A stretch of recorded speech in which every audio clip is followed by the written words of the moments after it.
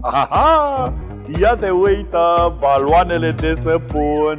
Baloanele de săpun sunt, dragii mei, preferatele copiilor. Dar eu m-am luat cu joaca și, de fapt, trebuie să vă prezint cum umflăm un balon cu heliu. Pare un balon din folie. Cum îl umflăm? Introducem acest orificiu în vârful buteliei, ușor, fără să ne grăbim. După ce ați reușit să introduceți vârful, îl introduceți până aici unde este o bandă cu clei. O bandă cu clei, da? După ce ați introdus și țineți foarte bine strâns de capătul balonului, începeți să învârtiți ușor,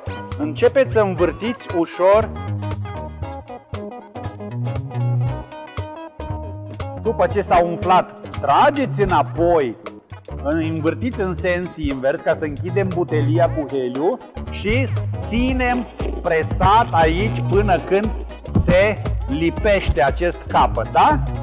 Și, bineînțeles, facem ca în episodul trecut, legăm frumos cu rafie,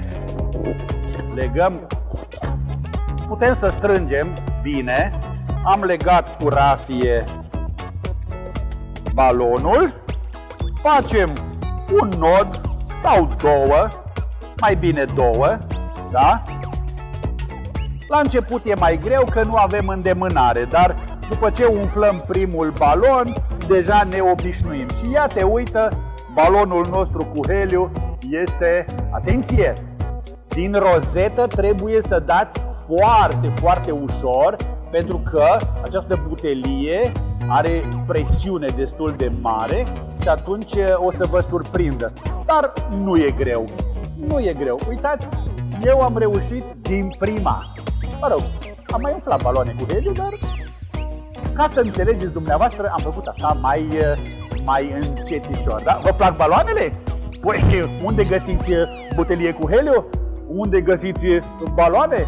La casacubaloane.ro